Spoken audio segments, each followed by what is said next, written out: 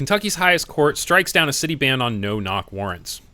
And I pulled this story because Kentucky and no-knock warrants, if you don't remember in the news, I think it was before or right around the time of George Floyd, there was a girl in Louisville, I believe it was, named Breonna Taylor, who was killed behest or at the in the middle of a no-knock warrant, and so it was kind of a hot button topic.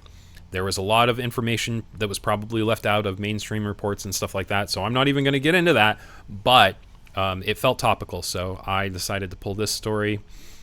55% of the distribution is coming from the center, with 35% coming from the left and hardly any coming from the right. It's not showing me what the percentage is here, but it says 100% of the sources are high factuality, so that's good. And then I have a story pulled up from the Associated Press. It looks like it's third down on the factuality list, does lean left with a very high factuality rating. So we'll go ahead and get into this story from the Associated Press. Kentucky city ban on no-knock warrants was struck down on Thursday by the state's highest court, which said it conflicted with the state's law that limits but doesn't prohibit such warrants during police raids. The Kentucky Supreme Court against the ordinance of Lexington raised questions about another local ban on no-knock warrants enacted in Louisville following Breonna Taylor's death. No-knock warrants permit officers to serve warrants without knocking or announcing themselves and are typically used in drug raids, so contraband can't be hidden. Taylor was shot by Louisville police officers who burst into her home in March 2020 using a drug warrant. Using a drug warrant. Taylor's boyfriend shot at the officers as they burst in, and officers returned fire, striking Taylor several times in the hallway. No drugs were found in the apartment. Her killing, along with the George Floyd's death by police in Minneapolis, sparked protests against racial injustice in 2020 and prompted Louisville officials to pass a ban on no-knock warrants that year. Louisville Metro Police Department will continue to follow the city's ban on no-knock warrants despite the court's ruling, city officials said.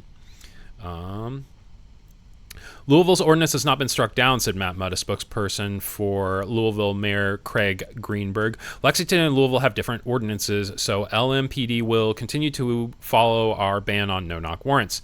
In a 4-2 ruling Thursday, the state Supreme Court said that Lexington's ban on no-knock warrants conflicted with the state's law passed by the GOP-led legislature and signed by Democratic Governor Andy Beshear. Beshear spokesperson Scotty Ellis said on Thursday that the state's law was a result of bipartisan work, that the governor signed the legislation with support from and at the ceremony with Breonna Taylor's mom, Tamika Palmer. The legislation created significant and strict restrictions about how and when such warrants can be secured, Ellis said in a statement. Beshear, in his second term as governor, is widely seen as a political candidate for president in 2028. God darn it.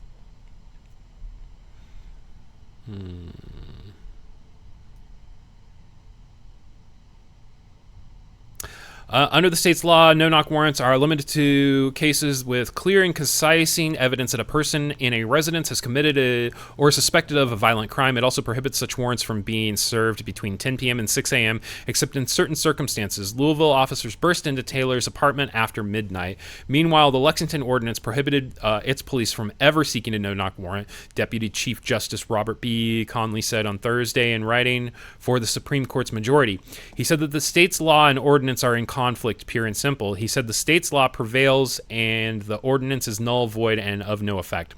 The General Assembly, through this legislation, has made a policy decision that while no-knock warrants should be sparsely used and generally reserved for violent and dangerous persons, they should not be forbidden, Conley wrote.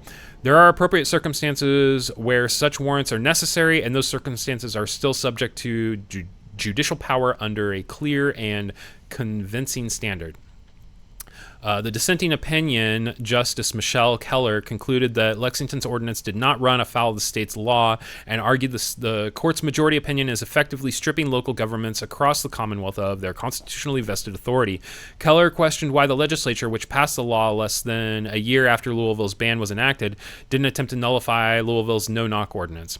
Despite its awareness of Louisville Metro's ban, the General Assembly nevertheless deliberately omitted any specific language invalidating the Louisville Metro ban on no-knock warrants, Keller wrote.